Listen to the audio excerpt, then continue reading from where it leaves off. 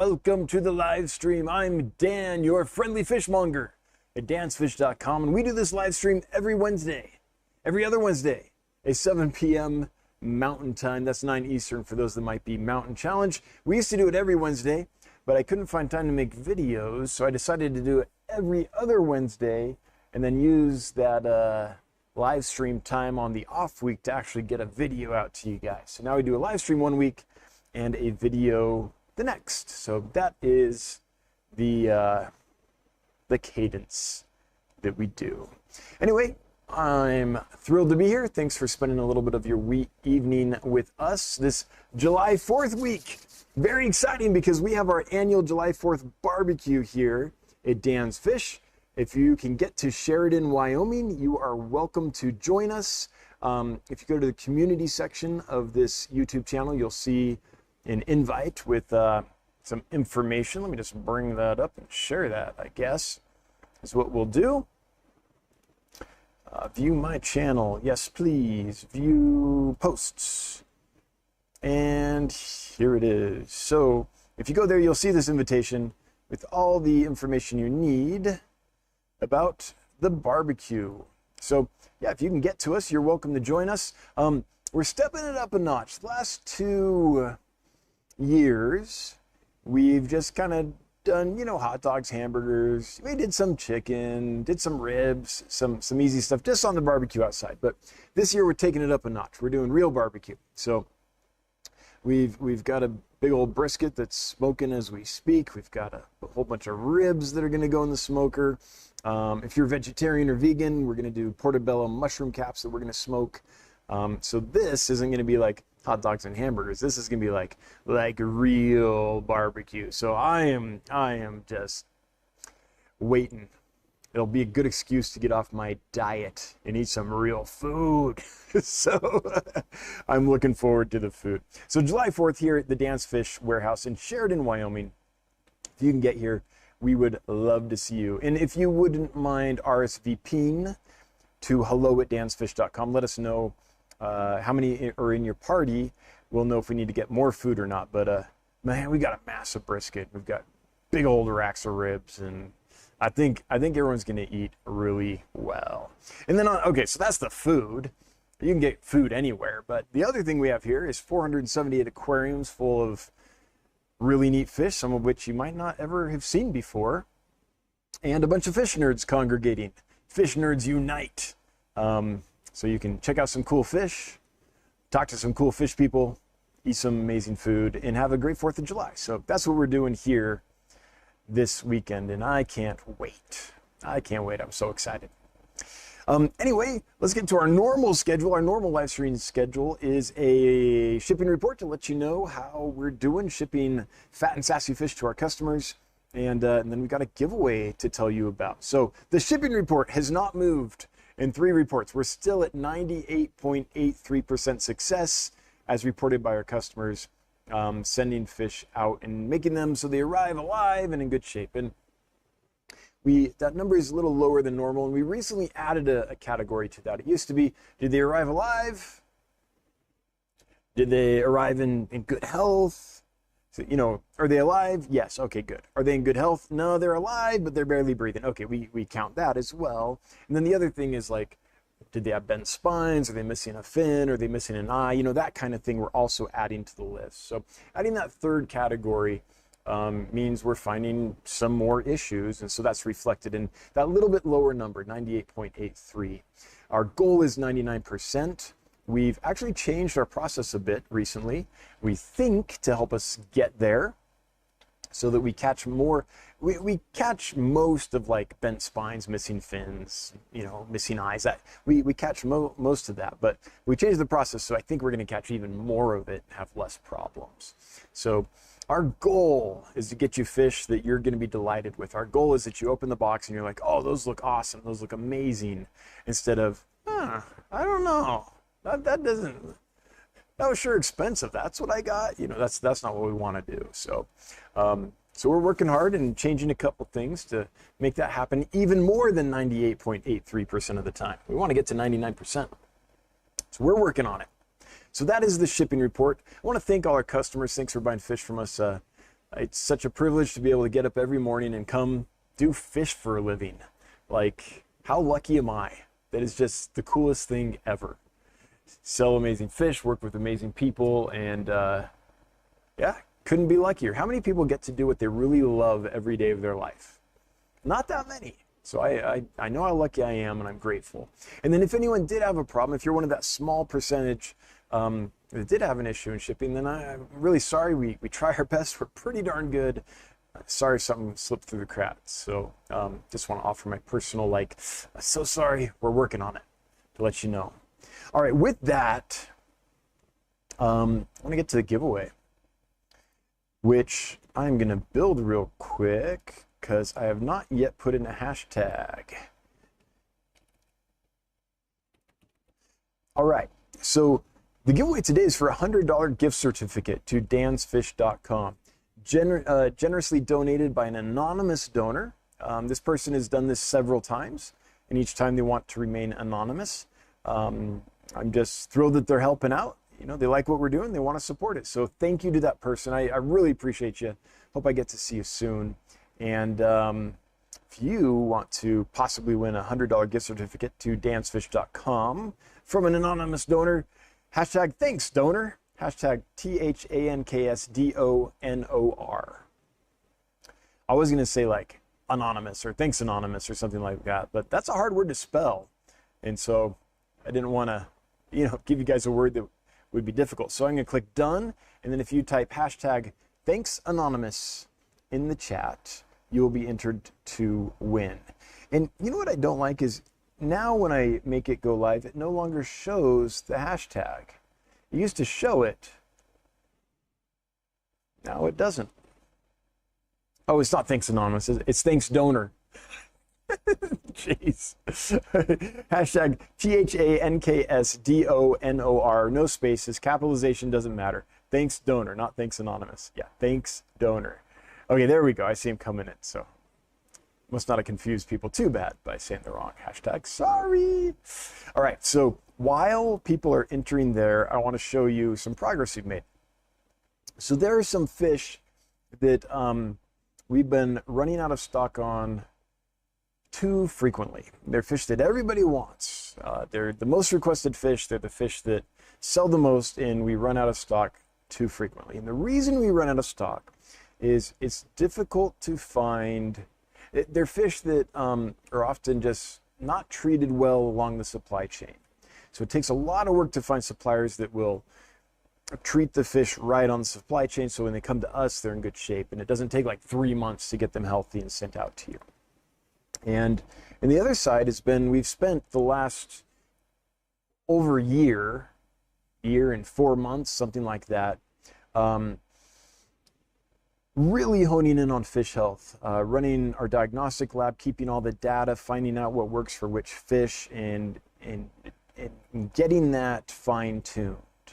And we've made some real progress. So there's some fish that we have available that we have available in large numbers. We've worked out some deals with some suppliers. We've figured out some things on our end, and I'm really happy about it. So we've got 268 celestial pearl danios.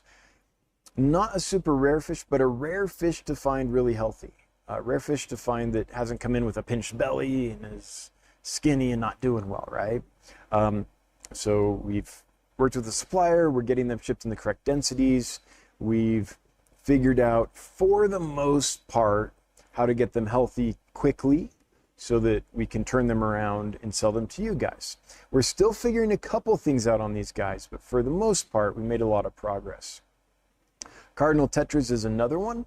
I know cardinal tetras aren't rare, but they're rare to find healthy. Like, how many of you guys in the past have tried cardinal tetras and lost the majority of them, right? This is, I'm just betting that that's been an experience a lot of you have had if you've tried keeping that fish.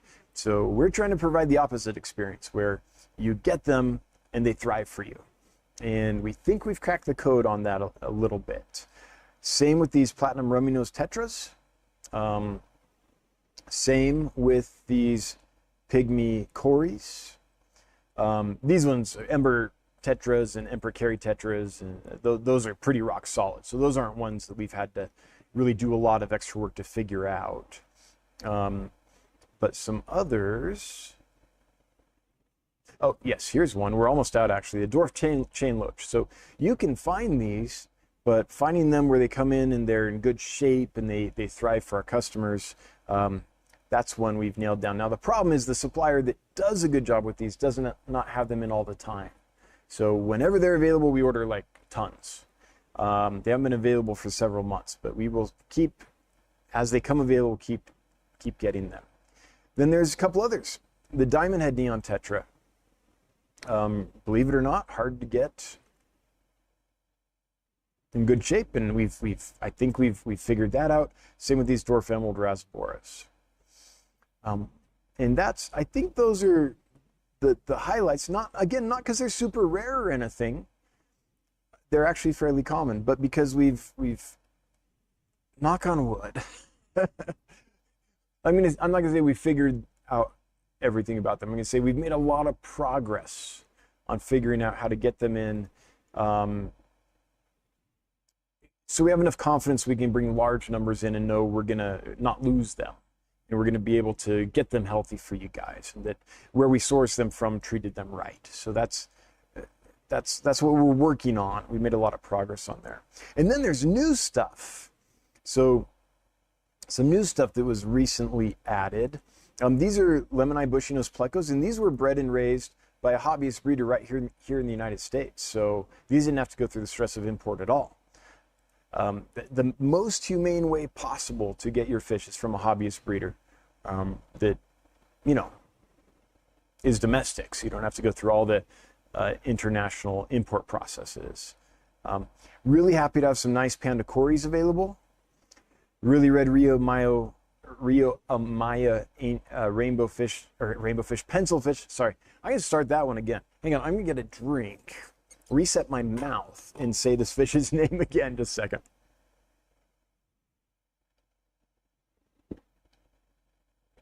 Some really red pencil fish from Rio Amaya. Now I know they're pricey, but they really are this beautiful. When they settle in, they do look like that. And here's some more pictures.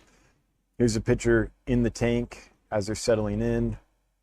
Here's a video where you can see them as they're settling in. Just absolutely stunning fish. Pricey, I know, but absolutely stunning. A nice strain of longfin Corridors paleatus. These were also bred and raised by a hobbyist here in the United States. Oh, these. We don't have a lot left. The panda loach. So we have a nice group. They're fat and sassy, and they're doing well. We haven't had losses or anything, and they're thriving for our customers. So they're doing well for people. If you've bought panda loaches from us in the last couple months, would you mind applying in the comments commenting in the comments how they did for you, so people can know how they're doing. This is one that's difficult to get in healthy, and I think the current group is absolutely awesome. And then I made a separate video featuring these, but I can't get over them. These are awesome. The marriage-kissing Medaka rice fish. My favorite rice fish until I saw these was the Miyuki rice fish, because it absolutely glows from the top. It has like this bright neon, iridescent, glowing dorsal surface. From the side, it doesn't show as much. You can still see it there a little bit. Really bright fish, but from the top, it just looks absolutely stunning. This one has all that. It has that bright surface. I don't have a picture from the top. It has that bright surface that I love so much. It just glows from across the room. And in a little like patio pond, viewed from above, they're like lightning. But even from the side, they're nice and bright. And then also, if you see on the sides here, it's got a lot of iridescent speckles, and then it's got these nice extensions on the fins and a full tail. So this takes what used to be my favorite rice fish, and it makes it even better. It makes it even brighter, makes it even more showy. So these have become my new favorite. Look at these fins. Like, these are just amazing. And here's a female. The females have the shorter fins. Males get the longer fins. There's a female right there. Still glowy though, like really bright. I just think they're amazing. And then these have been an absolute joy. So these are the true freshwater tiger moray eel. This is the real one. I don't think I'll ever get them again. I'm not saying this to create FOMO, but the reality is, in order for me to make money on them, I needed to sell them at $200 a piece, $199.99. People didn't buy them at that price. And so I've lowered the price because I need to move them out. If they're not going to sell and not be something I can repeatedly sell, I need to move them out, clear that tank, and put something else in there. So they're on sale right now for $99.99, and once they're gone, I don't think I'll get them in again. I thought that this was one that was in enough demand. I only brought like 15 in, I think, and I thought that this was in enough demand that 15 people would be like, oh, finally, because it's a super hard fish to get, especially nice and fat and sassy and healthy and eating well and dewormed and all that like we do. But it didn't happen, so I probably won't be bringing them in again. Really cool fish, though. And I get it, they get big, so it's not like everybody could handle them. But I saw enough chatter on social media and on the internet and stuff about people looking for them and lamenting how hard they are to get and such that I thought, well, there's got to be 15 people. Nope, so far only 5, and at a discounted price. So really cool fish, though, and fun to watch, fun to feed, neat personalities. They get big, though, so I get they aren't for everybody. But anyway, those are some of the cool things that we have here at Dan's Fish at the moment. All right. So with that, let's see, we got the giveaway cooking, we've done the shipping report, we've talked about some stuff happening here at Dan's Fish with the fish themselves.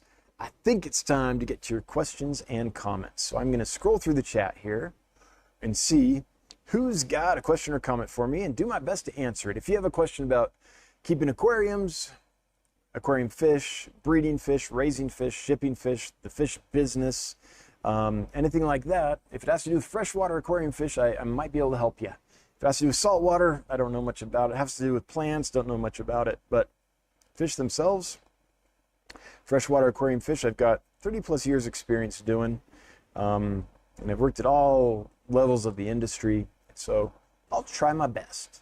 And by the way, if I don't know the answer, I'll just tell you, I don't have any experience with that. I try not to be a guy that just, pretends he knows everything, or just repeats things he's heard without actually knowing. So I'll try to give you answers that you can actually have some confidence in. Trippy Aquatics, sounds like you've got your process pretty much down. Great work. It's getting down, and we've grown big enough as a company that now the big thing is, okay, we got to record all this, make it so that no one forgets it. Get everything recorded, and the process is as smooth as possible and all that. So we've always been a process-driven company, but we're big enough now that we've got to make it so that it's easy for everybody to know the process. So that's the kind of work I'm doing now. Not work that is super fun, if I'm honest, but really necessary, and it really makes progress. Okay, by the way, thank you so much to the moderators that are here moderating, making things run smoothly. I really appreciate it. Rat Poison likes their Cardinal Tetras. Michael Prince says, I need to try Cardinal Tetras again. Yeah, that's a lot of people have that experience. I looked at Cardinal Tetras at Petco, and half of them had crooked spines. Let's see here. Yeah, one of the greatest moments of being a person that sells fish was there was a gentleman who I shall never forget who lives in Texas, and he contacted me and he was like, why are Cardinal Tetras so expensive? And I was like, well, let me tell you. And I went through the whole thing, like how we source differently, how we go through quarantine, all the things we do to make sure that the fish are humanely handled and get to the customer in good shape. And he's like, yeah, I've tried them a bunch of times and it never works out, so I don't think so. I was like, okay, let's do this. Try these. If they don't work for you, I'll refund all your money. I'll refund the shipping associated with them. You won't be out any money. Because I've worked really hard on these cardinal tetras, and I think they're going to thrive for you. And I'll never forget, he got them. He's like, hey, they're all doing great. And then I got an email, I think 6 months later. He's like, I can't believe it, but it's been 6 months, and they're all still doing great. And that was one of those big moments for me where I was like, hey, it's working. Like, we are making a difference. We're making it so that people that have struggled with the species are actually able to succeed with the species that they really want, but have kind of almost given up on. So I'll never forget that moment. That was awesome. That's kind of what makes it all worth it. Because you don't get in the fish business to get rich. You get in it to work really hard and hopefully make a difference. Aquarium Co-op got some of those Madakas. Yeah, Corey came to visit, and there were, Corey's been doing this for a while, and he's seen it all pretty much. And so he was walking through, and he stopped. Just looking, he's like, what are those? Yeah, that happened a couple times as he was walking through the warehouse, and I was just like, yes. Because we do have some fish like that, where you're just going along, looking at the fish, and then you see them, and you're like, whoa, like they really get you. I love having that. I have that experience here sometimes. Like I'll never forget the first time I saw the raccoon tetra colored up. Let me show you this. These guys reignited my interest in tetras. I had, seen tetras and was like, all right, it's a tetra. They're cool, but I got some of these in, and they were brown, and, no big deal. Brown tetra, okay. Guess they're okay. A little bit of color. And I had them for about a month or 6 weeks before they colored up. And then one day I came in, I was just walking around, and this is what I saw. This picture right here. I grabbed my camera and immediately started taking pictures of them. They were this bright sunshine yellow with orange highlights contrasted by the black on the tail and the eye. They looked absolutely stunning. They're one of those that just blew my mind. My jaw dropped. I started drooling a little at all that. Just, they hit me. And I was like, oh my gosh, tetras are awesome. And then we got the cherry red mussels, and we got the Perugier, and some of the other, the peppermill tetra, and some of the other, just because of that experience, it was like, oh, these are so worth the wait. And by the way, once they color up, they stay pretty much colored up. Once they settle in enough that they fire, they fire regularly. So they look like this a lot. So, having those kinds of experiences is pretty cool when you get to work with fish every day. I love having my mind blown. 30 plus years and my mind still gets blown. Divide by zero, error. Hey Dan, the penguin tetras have exceeded my expectations. They are right now serving as dithers and looking great. If that isn't enough, now I have a breeding pair of, how do you say that? Entoplus craniensis. All right, is that like a lion head? Let's see. What is this fish? What is this fish whose name I horribly mispronounced? Well, it's not that. Okay. Entoplus craniensis. So I'm looking, and let's see here. It's a little confused. No, is it this? Fresh. Oh, wow. This is interesting.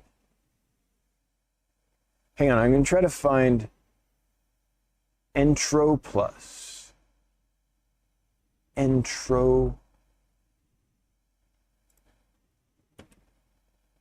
Craniensis. There we go. Is that it? Yeah, okay, look at this thing. That is neat. I wonder, I don't think I've ever seen this fish like in person. So what is this? This is like a freshwater cichlid from like India? Okay. Canara pearl spot is a freshwater fish species native to India. All right, cool. Is that a cichlid? I mean, it looks like a cichlid, but it might not be. Cool, divide by zero. Yeah, that's a new one to me. That's the other thing. you never reach the bottom of this hobby. Like 30 plus years, and it's like, oh, that's a new fish. I don't even know that one really. Like, you learn new stuff all the time. When are those half-beaks out of quarantine? Half-beaks out of quarantine. The half-beaks have been out of quarantine and sold out, I think, Donnie. If you're talking about the Tanga half-beaks, those came out of quarantine a while ago, and I think they sold out. We shipped a few. Okay, shipped a few out. Yeah, they just sold out, and I know that because we're still shipping out the ones that have sold. So it was recently that they did. So is that the one you're talking about? If so, Donnie, and if you didn't know they were relisted, we have this neat feature here where you can click Add to Wish List, and when they come back in stock, you should get an automated email that says, hey, they're back, and so you have a chance to buy them when they are listed, so you don't miss out on fish that you want. Hulk Son 88, Son of Hulk. Is shipping to Arizona this time of year possible with the heat? It is, yeah. So we have insulated boxes, we have cold packs, we have temp packs. We can pretty much get them to you. Now, we check your weather the day we ship, and if it's really like, ooh, that's just way out of whack, then we'll email you and say, you know what, actually, we're going to hold off on this. But so far, this year, there hasn't been a place where we couldn't ship. Now, there has been a time or two when I judged incorrectly on if they needed a pack or not. But there hasn't been a place where I'm like, yeah, I don't think we can ship there. Now, it can happen.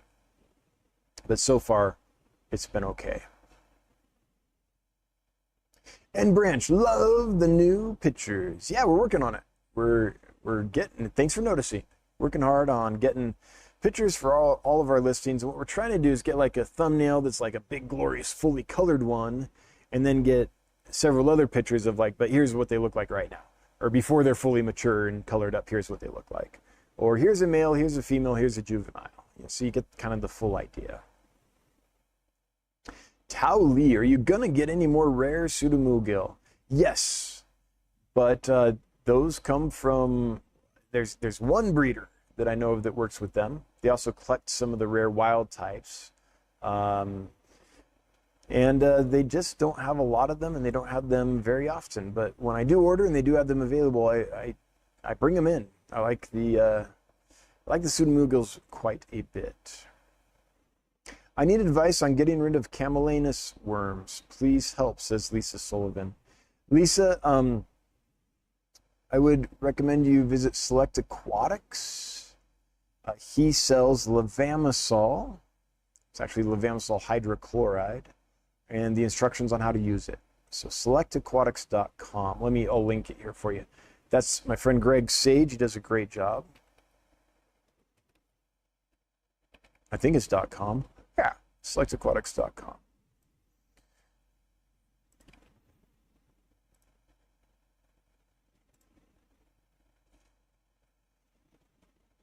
Okay, Trippy Aquatics. Great username.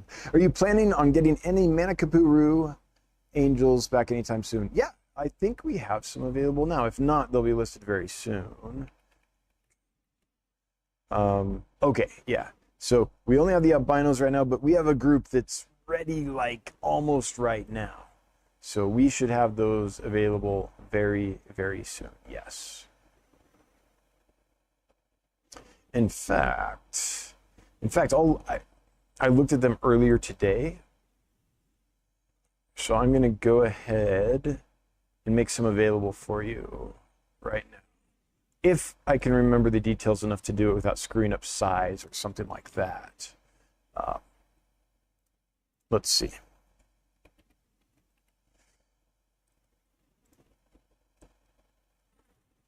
Yes, that's all right. That's correct.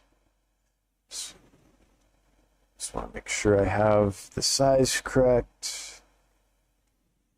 25. Yes, we have 25 of them. Can knock that down to 20 just because I know we've got, I'll call it 15. I know we've got 15, so until I can get up and count, I'm confident we have at least 15. And okay, make sure doing this on the fly without my normal checklist. So probably screwed something up, but let me see. Let me just go over this. So here's what I'm doing. These are the fish in question. The ones for sale, by the way, are small. They don't have the red yet, but as they mature, they get this really nice red on them. All right, we have 15 of them. That's the tank, size bag.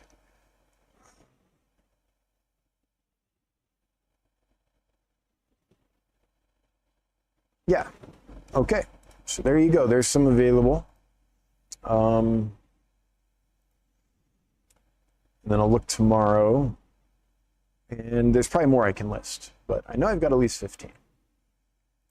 All right, hope that helps.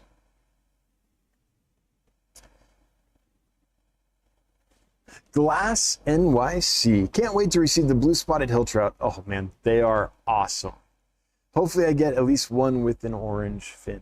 We did put that note in for the crew. So the males have orange margins on the fins. The females have white. And I checked, and we've got males and females right now. So I think we can do that. JR, got my 2 zebra plecos in last week, and they came in fat and sassy and doing well. They're sharing a spot under a rock together. JR, I'm so glad to hear that. Thank you for being a member of the channel. Appreciate your membership. Been a member for 5 months now. That's some dedication. Thank you so much. And Denise has gifted, thank you, has gifted 5 Dance Fish memberships. Much, much appreciated. If you're one of the lucky people that just got a membership because Denise is so awesome, congratulations, and please thank Denise because she's super generous, frequently gives away memberships, and that's super helpful for us. Okay, how many people are here? 342 people are here. That is really good. Hey, let's get more in here. If you don't mind sharing this out to someone who you think might enjoy this kind of content, please do so. We do want to grow the live stream. We do want to grow the channel, and we appreciate it. Spinster Sister, the tartar sauce fund for 2025. Be safe. Thanks, Spinster. Thank you so much for the super chat. We always appreciate it when people throw money at us. Always appreciate it. It's never required, though. We don't have a paywall. We'll answer questions anyway.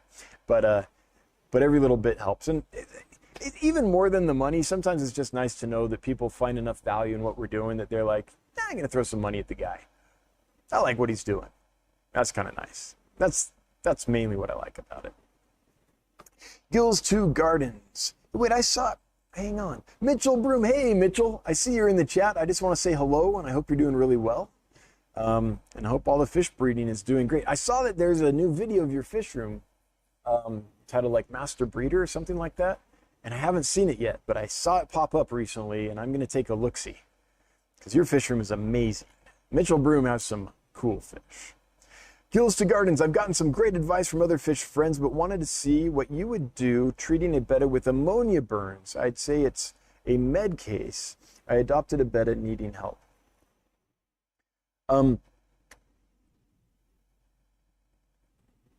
first question I ask whenever anyone, well, I didn't ask it just when someone said Camellinus redworm, but the first thing is, are we certain that's what the issue is? So that's the first thing. Like, do we know we're treating the right thing? Let's assume we are. In that case, for ammonia burn, there's a few things that I would do.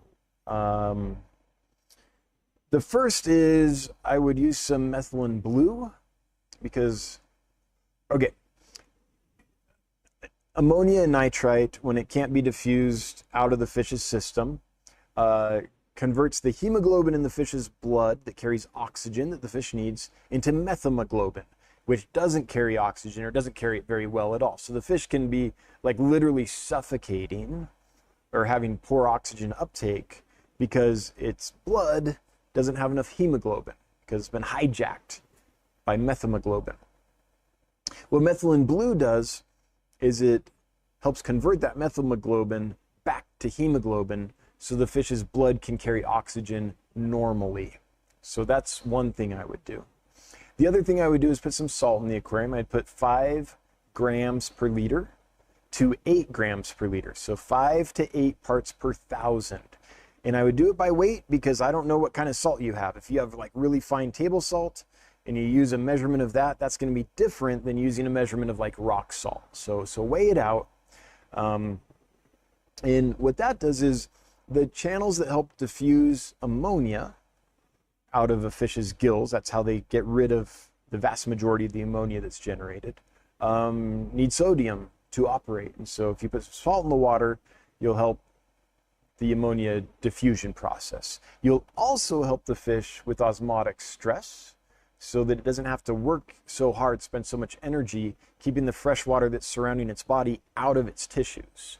If the water surrounding it is a little bit salty, it's easier for the fish. There's less, there's just less pressure on the fish trying to invade its body. So I would do that, especially when the fish is struggling. And then the last thing I would do if it really has ammonia burn is I'd probably use an antibiotic, because those sites that are burned, that tissue that's burned, very easily can get a secondary bacterial infection. Now, protozoans and other microbes can also take advantage of that, but what I personally would do is start with an antibiotic.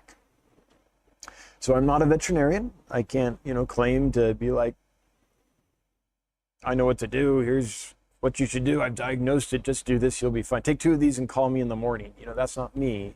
But that's what I would do if that fish was my fish and I was in that situation.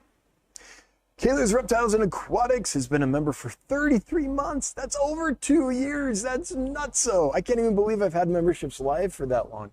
People were asking them for months before I made them live because I didn't really feel like I had any value to add to someone who just for being a member. And I still don't really feel like I do that very well. But what we do is occasionally we'll release videos and members get access early. When really rare fish that people have been waiting on for a long time finally become available, I'll often message the members on the community tab and say, hey, just giving you a heads up, these just became available. I try to do a few things like that just to say thank you. But the truth is, you're not getting a lot of bang for your buck with a membership. Really, I think the only reason to do it is because you're like, I like what these guys are trying to do and I want to support them. We'll get to the point where I have the bandwidth and the time that I can really do a cool membership project. But I got a little growing to do to get there. But thank you, Kayla's Reptiles and Aquatics. Bob, I appreciate you being so supportive for so long. Cartel Fund. Jeez. Everything's Breaking Bad. Hello, Dan. I'll be redoing my 40-gallon breeder tank soon. What fish do you recommend? I'm open to suggestions as I will be buying from your website. So what I need, there's just so many. A 40-gallon breeder is a pretty decent-sized tank. And you can get a lot of stuff in there. So would you let me know like 5 to 10 fish that you like? And that'll give me a starting point where I can, kind of guide you that way. But there's so many different options that I need a little input from you before I feel like I can do a good job recommending something to you. And you can do that here in the chat, or if we don't get to it tonight in the chat, you can send us an email, hello@dansfish.com. Just let us know 5 to 10 fish that you're like, I like these. And then we'll try to narrow it down from there. Donald Hall. Dan, have you ever heard or seen a totally black, not speckled, just black? Donald, I don't know what we're referring to. I've seen like a black t-shirt, but I assume you're talking about a fish, and the name of the fish is not in the comments, so I do not know how to answer. So if you would redo your comment with the name of the fish I think that is what you're trying to refer to, then I can answer. Trippy Aquatics, how are your albino pineapple swordtails, and are you getting more soon? You know what? I don't know. I have not actually gone and looked at them in the last few days, so I don't know. I'd have to take a look. Do we plan on getting more? I don't know. They haven't been selling very quickly, so I think we might have saturated the market for the knots. And so there's certain fish that there's a limited number of people that really want them. So bring them in and they sell really quick and you're like, great. And so you bring some more in and they sell it pretty quick and you're like, great. And then you bring some more in and it's like, oh, these aren't really selling very quickly at all. That's because your customer base, everyone in your customer base that wanted that fish, has got it. And so then the trick to do is be like, okay, we're going to wait it for a little while. And then we'll wait for enough people to want it, for that demand to build up again. And then we'll try to bring it in. So what guides us there is if there's a fish that you want on our website that we don't have in stock, let me show you. So if you click on a fish, this green add to wish list button will add it to your wish list. You can do that if it's in stock, and if it's out of stock, you won't see the yellow add to cart button. You'll just see the green wish list button. You'll see that here actually as well. And then what I can do is I can go over the wish list and be like, hey, tons of people want albino hyphen pineapple swordtails. I guess it's time to order those. And so that kind of helps guide my decisions, because there's a lot of fish that are in demand all the time. I can sell celestial pearl danios all day long, because it's hard to find good healthy ones, and people know if they get them from us, we'll have done the work, and they'll be good and healthy. So those I don't have to check so much, like, do people want these? I know people want those. But there's other fish like the one you mentioned that I'm like, I have to kind of check in and be like, okay, do enough people want these that it's worth bringing another group in? And that's where they're at right now. T-Shot, hey, T-Shot, hope you're doing awesome. Dan, I hope you're doing well. So glad to see you and Corey working together. Yeah, Corey's an awesome guy. It only took 7 years to make that happen. But I'm glad it is. It just makes sense. Keep up the great work. Happy 4th. Hey, I hope you have a good one too. And man, I hope it was rainbow shiners, right, that we sent you? Are they doing well? Or did you end up with a good, the sex ratio you needed? Or is that going well for you? Just want to hear, T-Shot, how that's going. I believe it was rainbow shiners. Kayla's Reptiles and Aquatic with a nice, big, bold, generous super chat. Thank you so much, Bob. Thank you so much. Man, so those of you that might not know, just to shout out Bob real quick, he's an OG. So Bob not only has been a member for, what was it, 30-something months at this point? 33 months. But he was a customer of mine and a supporter before I even had dansfish.com. Way back when I just had a little shop on Shopify. Way back when I first started live streaming. Like, Bob has been like helping me behind the scenes for a long time. So Bob, I really appreciate it. Any fish will do. Dan, do you ever see wild CPDs available? No. And I'd be very surprised if I did. So I wrote an article on these. Let's see here. Or did I just make a video? Now I've got to see. Okay, let's see. What did I do? I believe it was an article on CPDs, but it might have just been a video. So we'll go down to view previous newsletters. So homepage, right? Scroll to the bottom. You can see view previous newsletters. Killifish, live bears, puffers. Nope, I just made a video. I did not write an article. So on my channel, there's a video that goes into them really in depth. And one thing I learned doing the research for that video is their habitat's super limited. And it's not like at a place where it's like easy to get them and then get to an airport and get them out. So very limited habitat, and not a lot of supply and not a lot of infrastructure there. So all the ones available, as far as I'm aware, are aquarium bred and raised, or bred on farms, or a lot of hobbyists are breeding them, but the farms breed them as well. So they're able to produce them in large numbers because they're easy to breed. And so I don't think there's any need to bring wild ones in. And again, their habitat's super limited. So it's better, I think, for that species that they're brought in from people that breed them, and maybe very occasionally those people get a little bit of wild stock to refresh their bloodline. But, if they are working their lines right, they can, in large enough numbers, they can not have inbreeding problems, or they can source from another breeder every few generations and all that. I don't really see a need to bring in more wild CPDs, and I don't think it's going to happen either. All right. Big Steve's Glass Boxes. Hey, Big Steve, thanks for gifting a membership. And also, hope you're doing really well. It's awesome to hang out with you. What has it been? 2 months, three months now? A while ago.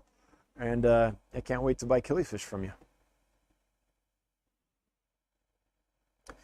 Oh, chat just jumped big time. Hang on. I was getting there. Hey, there's 362 folks here now. Awesome. So some new folks joined in. Thanks for joining up. Thanks for joining the stream. Okay, where am I? I see the penguin tetras. Okay. Next one I see is love the new pictures. Already did that one. Hang on, gotta scroll down. When chat jumps, I lose my place. Okay. Law 1985. The only cardinals I've gotten to thrive are from Dan's Fish. I'm glad to hear they're thriving for you. And yeah, thank you. Thank you. That makes the hard work worth it. T-Shot says, the shiners are doing great, Dan. Thanks. Swimming around with the 4 rose lines I got from you about 5 years ago. There you go. There you go. That's what we want. It's a pretty bad business plan. Sell fish that never die. It's like, well, then no one needs more fish. We've actually had customers. This is not a joke. Some of you were in this chat. We've actually had customers that pretty much filled their fish rooms with our fish. And then one day we're like, well, a few months later, my fish room's full and nothing's dying, so I don't have room for anything more. Sorry. It's like, hey, that's our job. We get it. That's awesome. All right. Lisa Sullivan, how do I get rid of camelina? Okay, I already did that one. Oh, Donald Hall, black swordtail. Pure black with no flecks or speckles or anything. Kind of. Although I think the fins had a little lemon yellow tinge. And I can't remember if the extreme dorsal surface up towards the, in front of the dorsal fin, right up top there, might have had a slightly different color as well. But pretty darn black without flecks, yeah. So the ones with flecks are the Hamburgs. But there are some like just pure matte black, pretty much anyway, swordtails out there. Now there might be like a little iridescent green to them or something, but it's different than kind of that speckly Hamburg thing.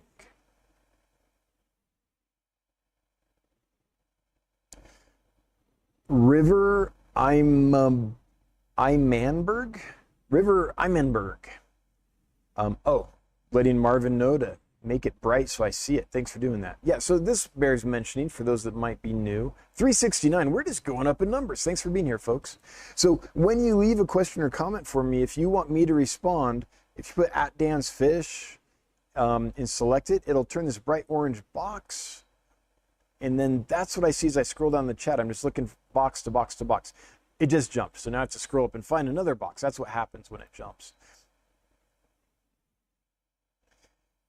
All right, so here I go, scrolling to find the person.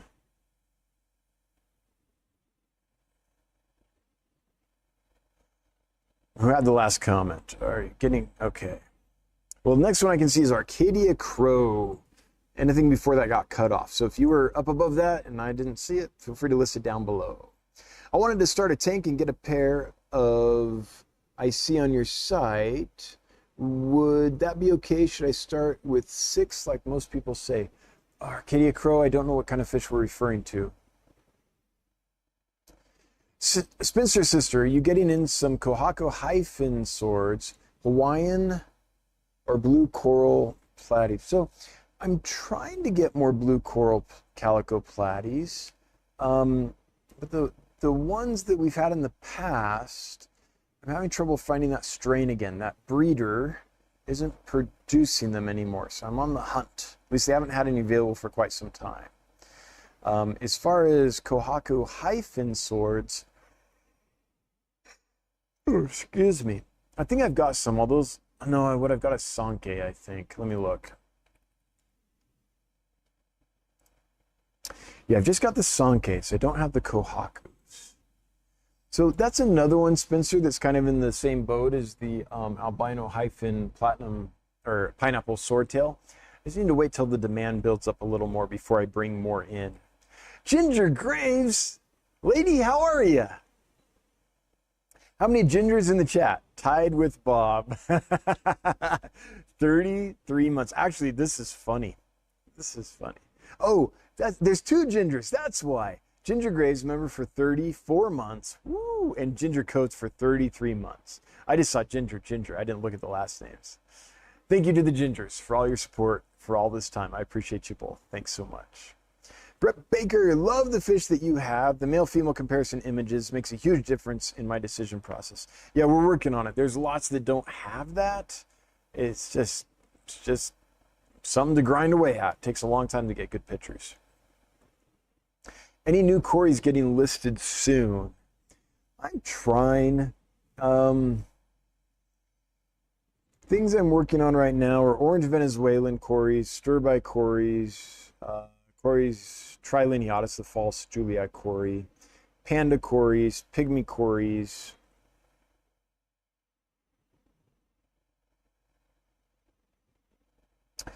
That's kind of what I'm focusing on right now. Then things I'm trying to find steady sources of are Corydorus histatus, Corydorus habrosus, and the black Venezuelan Cory. Oh, the other one that we're doing regularly is Corydorus equus. We have a good supplier that's been consistently good for quite some time now, so pretty excited about those.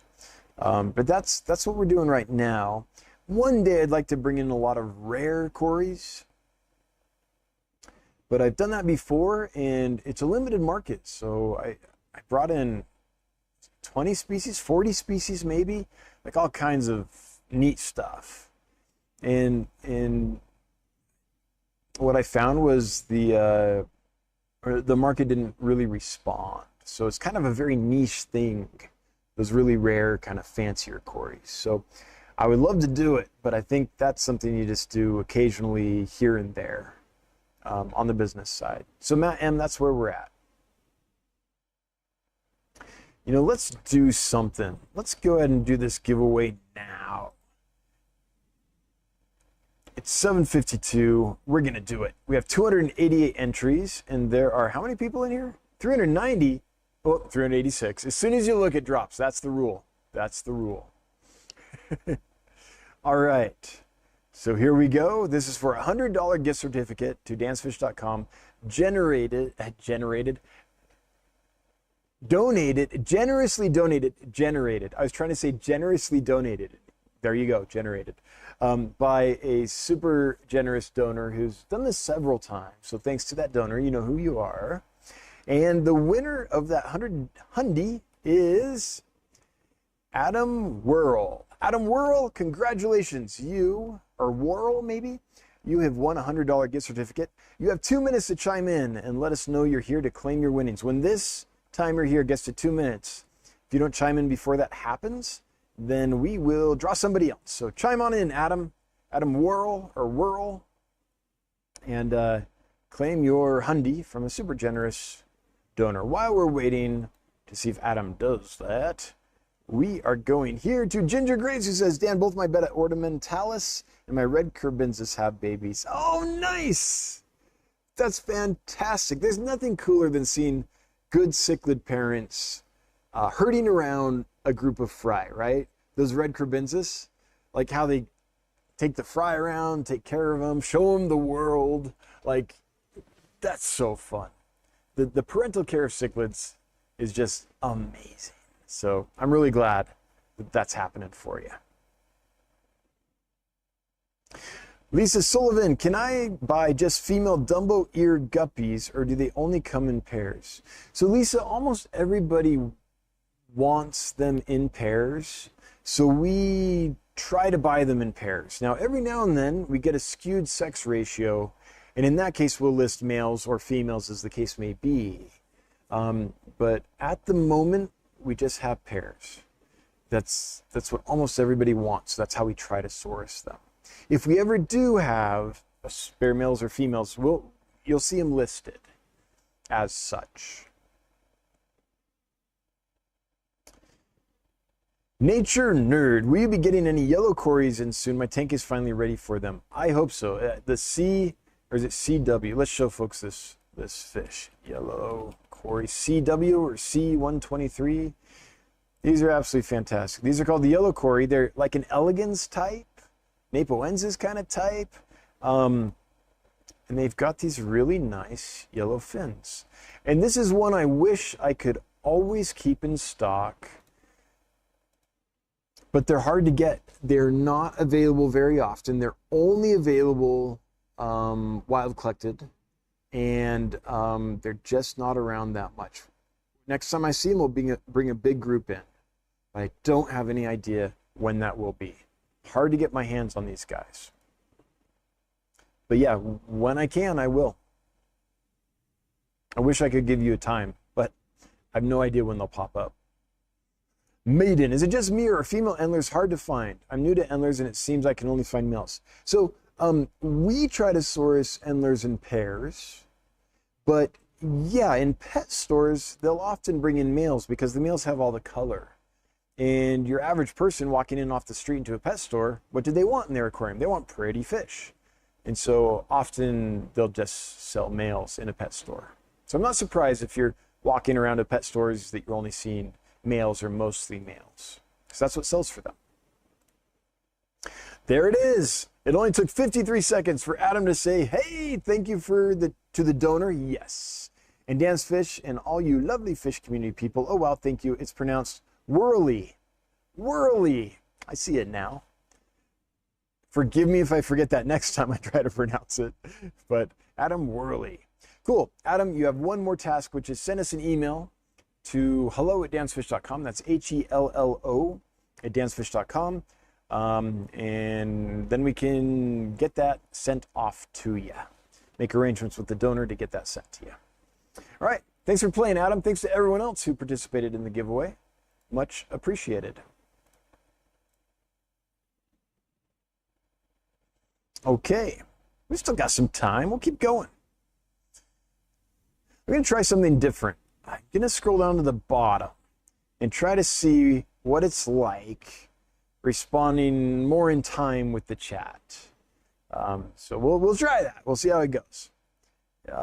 Forever I've been starting at the top and trying to go down, but I get way behind in the chat. And so let's just try this for the next little while. Maiden says, thanks for answering my endlers question. Appreciate it. Yeah, you're welcome. Tang Dynasty. Golden Congo tetras seem to have big transportation issues. What are your thoughts? Are some fish just like that? No, it's not that the fish is like that. It's that the supply chain hasn't yet figured out how to get them sourced in such a way that they don't have issues. Let's put it that way. Even I have some work to do on that, by the way. I still lose too many of kind of those fancy Congo tetra species, Aurantiacus and the rest of them. And it's just something we have to figure out. So no, it's not the fish. I don't think it's the fish at all. I think that it's us trying to figure out how to get them through quarantine and treat them in such a way that they become hardy enough and stable enough that they ship without problems. Now, it could be wrong. It could be that we figure all that out and they just happen to be a little more sensitive than other fish. That could be the case. But generally, that's not the case. Generally, it's not the fish's fault. Generally, we haven't done the work yet as an industry that's required to know them well enough. Do we know how to get them healthy enough that they don't have that problem? It's usually our fault. Donald Hill, any hope for pagoda snails coming in? Maybe. I need to look at the legality of that snail because I think that's one that could live in cold water. Is that right? Pagoda snail temperature range. Pagoda snail temperature. Let's see. Oh no, those might be tropical. I'm going to have to do a little more research, but if they're tropical, then that might be one that we could do. You might have noticed, in the last several months, we've got many more snail varieties than we ever had before. And we're we're working on that. It's one of those 2 steps forward, 1 step back processes. As soon as the giveaway's done, boom, dun dun dun. It's one of those things where there's certain species where we're like, okay, yeah, these are going well. Like the different mystery snails, we've got good colonies, they're breeding well. Since we're breeding them ourselves, they're really hardy and doing awesome.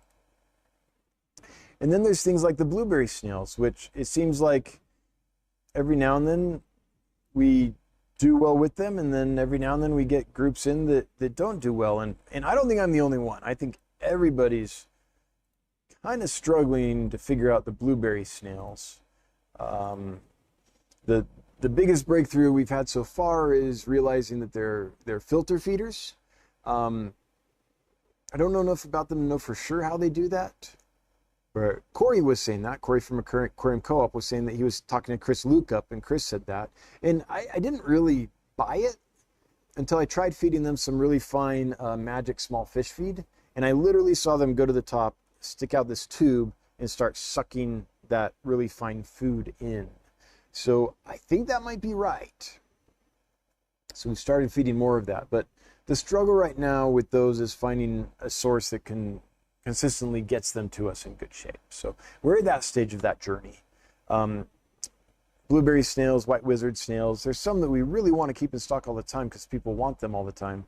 But we're doing the work to figure out, okay, who will get them to us consistently in good shape, who treats them humanely, how do we consistently make sure they're good for the customer, all that stuff. So, yep.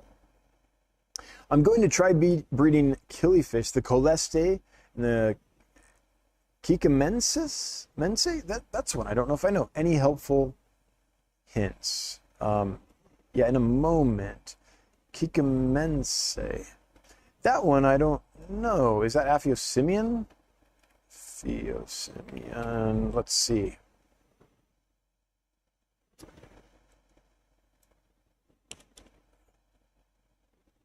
Okay, yeah, it is.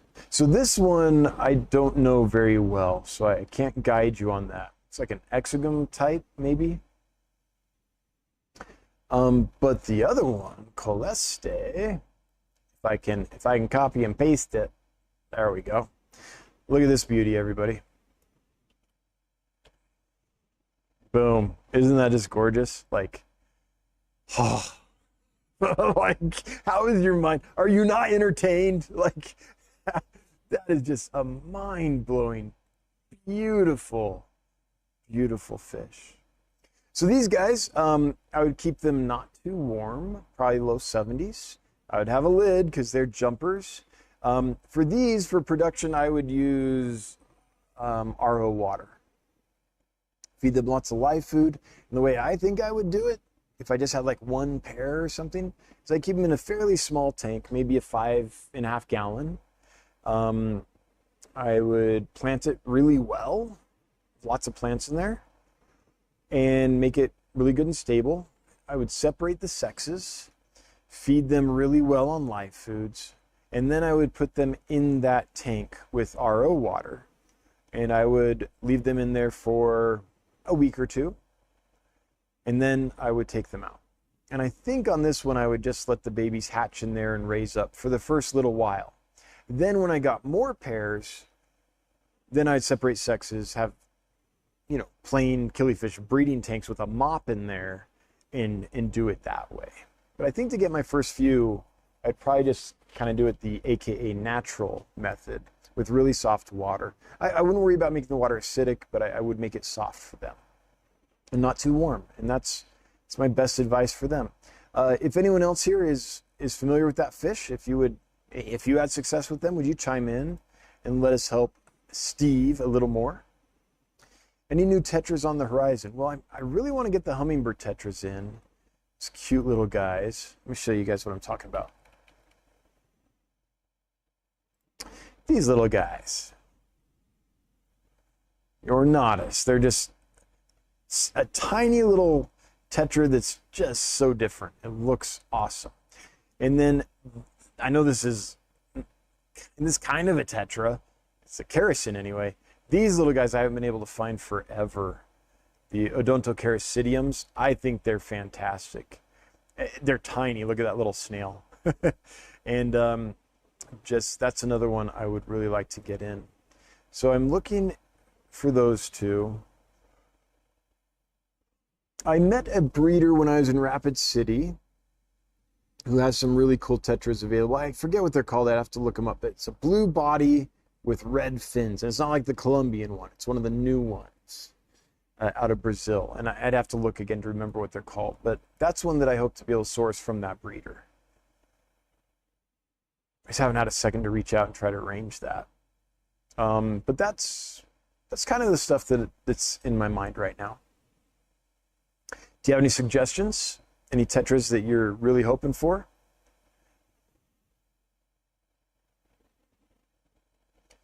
How are we doing? 267. That's what happens. You do a giveaway, and a lot of people are like, I didn't win. Bye-bye.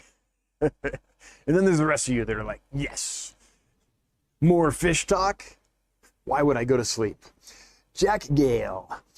If you had to use rainwater for your fish, as I do living rurally, what would you add to the water for tetras? Well, okay, so I don't have that experience. So I'm just spitballing here, to be perfectly honest, but I'd probably add just a little bit of something like some kind of cichlid mineral thing, because that has a wide range of minerals in it to remineralize, not just like salt. And so that's what I'd use, and I'd use very little. So I think that's how I would start trying. But again, Jack, I've never done it. I'm just, maybe I would try that and be horrible. I'd be like, nope, I'm just using a little crushed coral and a little bit of salt or something like that. I don't know. But that's where I'd start, kind of that Rift Lake cichlid stuff. Those minerals, I'd start there. And again, I'd use very little. I wouldn't use it like I'm trying to make a Rift Lake. But I think that.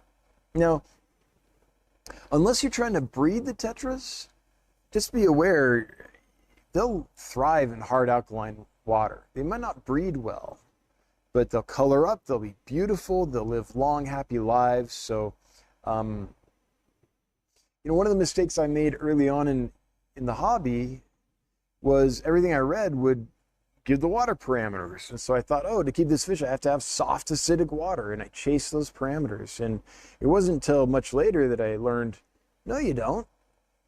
Like even a lot of them even will breed in hard alkaline water. But some won't. Some will produce much better in soft water. Not even acidic, just soft. But for just keeping them, you want pretty fish in a pretty tank. I don't think you have to really doctor your water. Now, you said you live rurally, so maybe the well you have or your water source has all kinds of stuff in it that wouldn't be good for the fish. I don't know. But generally, hard alkaline water is fine. Turnbow, what are your recommendations for schooling mates going with 1 to 3 electric blue cars in a 60-gallon? EBAs are for me, but I'd love something fun for the kids to watch swimming around. Okay, some action in the tank. So the first thing to be aware of is that most aquarium fish don't truly school. So schooling fish kind of are compact together and kind of swim unidirectionally all together in unison, right? That's what we think of.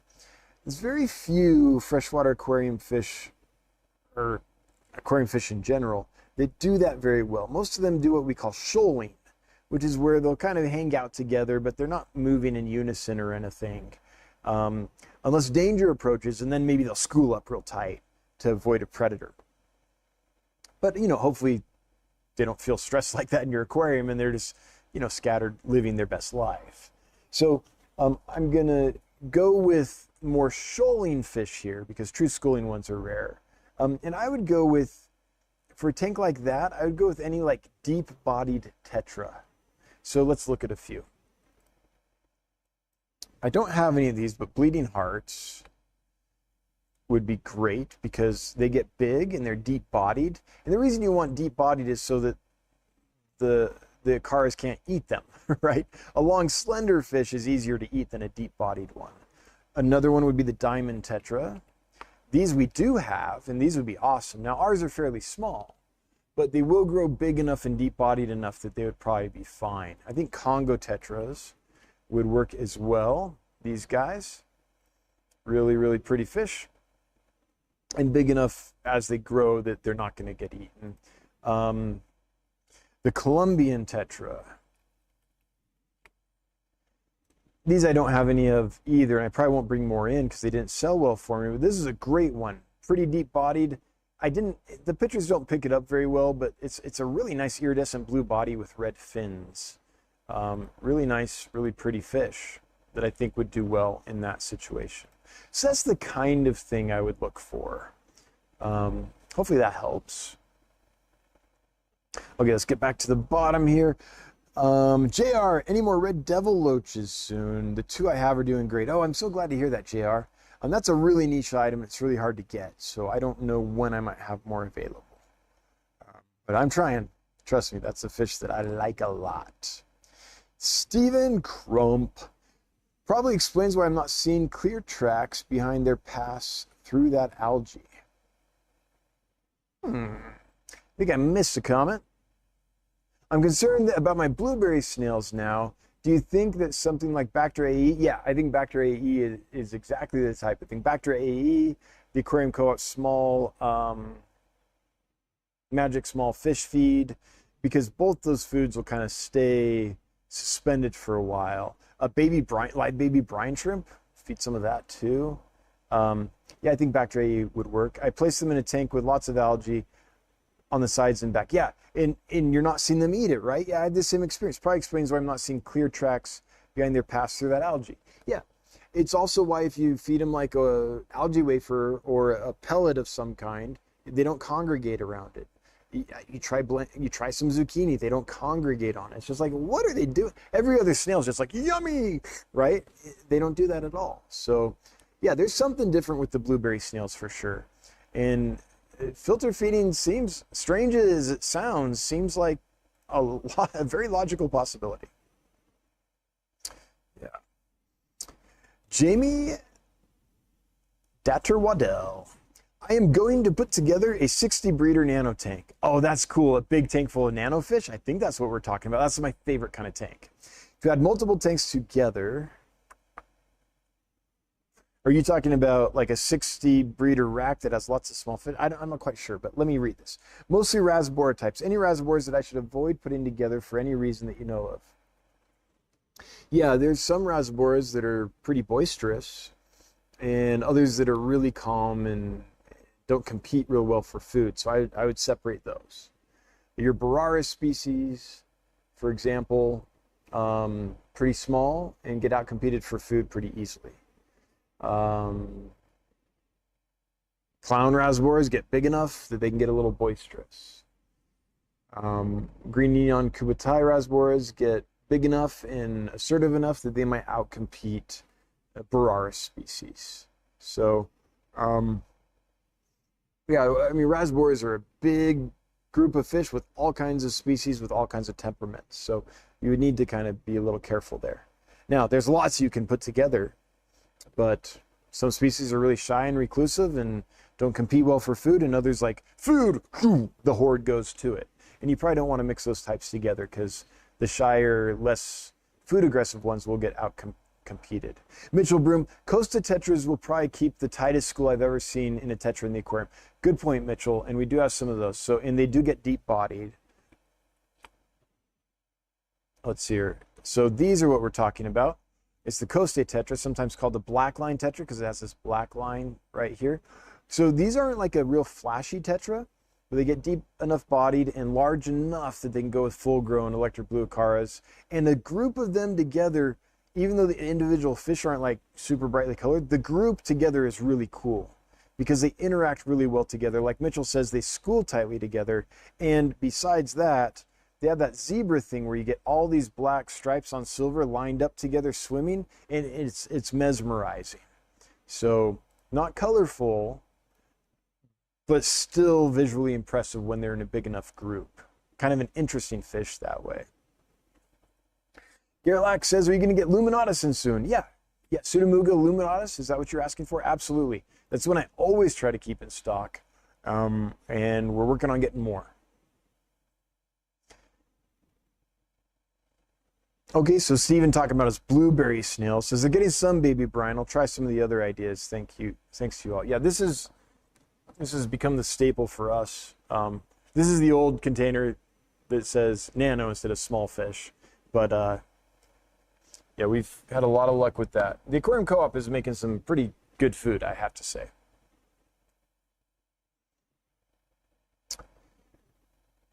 Any chance you get some Simpsonichthys Santanae in soon? Maybe. As you know, those Brazilian killifish are very few and far between because exports were cut off years ago. So I do know one breeder that works with them. They don't produce many and they don't produce them often, but that's one that I would like to get in again. Yes. Don't know when it'll be possible, but I'm a killifish freak, so I can't resist when they are available. But they're not available very much. Yeah. All right, Jody P, could you pull up an accurate picture of Aphyosemium congate? Is that the one we just looked at? Not sure the picture is accurate to the name of the group I have coming. Well, I don't know. I mean, I could do a quick Google search, but I can't. I won't know if they're like super accurate. And this is one that I myself don't have personal experience with. So it looks like a chrome Aphyosemium. Yeah, I haven't kept these. So I don't know if this is accurate. Let's see. If it is on, let's try to find the AKA website. Let's see. What website is this? Okay, these guys are accurate. These guys do a good job. There's some breeding reports. I don't know if we have pictures. There are no pictures of it. Okay, let's drink some olive oil. That sounds like fun. So that's an accurate website, though. What's another one? Is there something from the AKA or the West African site? I'm not seeing any of these images that are mapping really clearly to sites where I'm like, if it's on there, then yeah, for sure. Well, let's see if we can find it on the AKA site. The problem is, I love the AKA, but their site is not the best to navigate, right? You just want to search. Yeah, it's going to take forever to find it there. So Jody, no, I'm sorry, I don't, just from that quick search, I don't know, like I don't trust the pictures on lots of sites. I have to go to the sites like the AKA or the British BACA, the British Killifish Association, BKA. There's a West African killifish site that's really well done. I think Tim Addis runs that one. It rains fishes if we're talking about, you know, South American species. But I didn't see any readily on those. So just on the fly like this, I don't think I'm going to be able to find them. Levi Weaver, what does wag mean when referring to platies or swordtails? Some have the word wag in their name. So it's the black tail, like red wag. Let me show you. So it's this. It's the black tail on the red body. Let me show you a platy as well.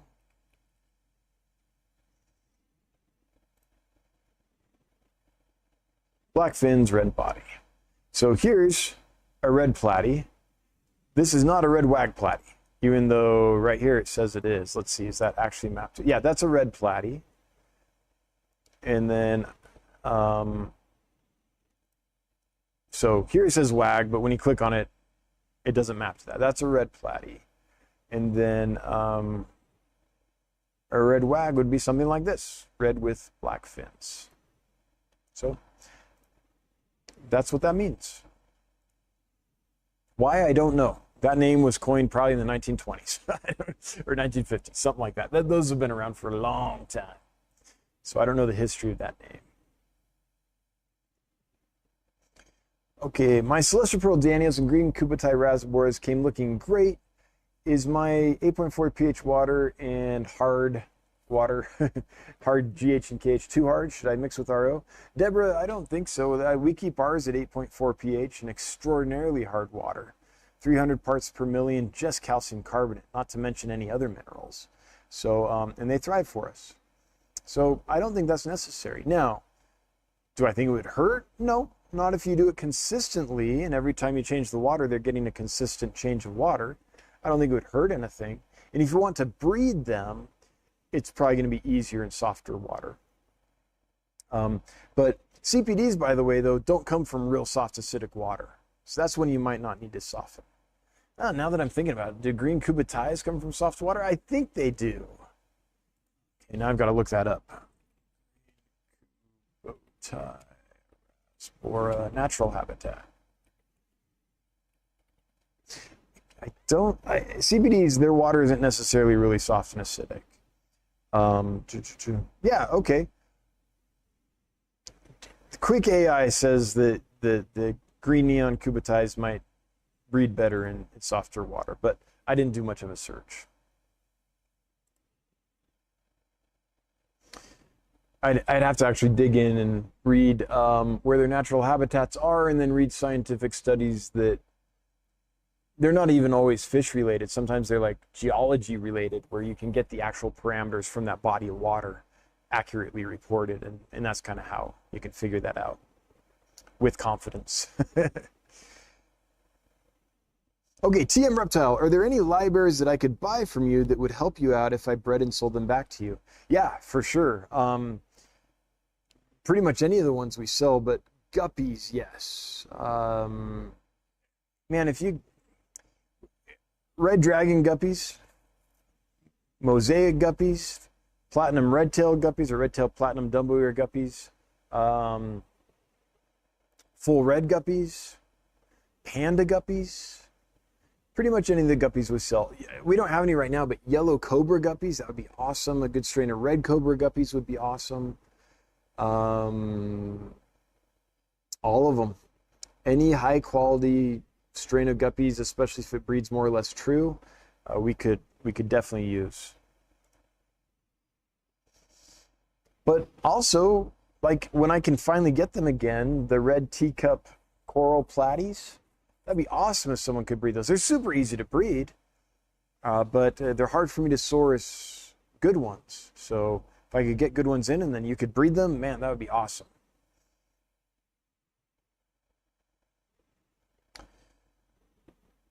All right, so that's, I think we're gonna wrap it up here. Thanks to everybody who's been active in the chat, participating. I really appreciate it. I want to start though. All right, I did this out of order. Thanks to the moderators, because they volunteer their time every time we do a live stream, make sure that the chat runs smoothly. Thank you so much for volunteering. I appreciate it. Thanks to everyone who's a member of the channel and everyone that gifted memberships. That's extraordinarily helpful, and just thank you. Everyone that threw money at us, thank you for the money. We appreciate the super chats. It's not required, but it is appreciated. If you were active in the chat, thanks for participating. If you were not active in the chat, we still love you. Hail the Lurker Nation. If you're watching the replay, hello from the past. And if you're listening to the podcast, thanks for listening. We're having our 4th of July barbecue here at Dan's Fish, so if you're around Wyoming, check it out. There's a flyer with information about it at the community tab at the Dan's Fish YouTube channel. And we'll be back in 2 weeks. Until then, I really hope you have a good one.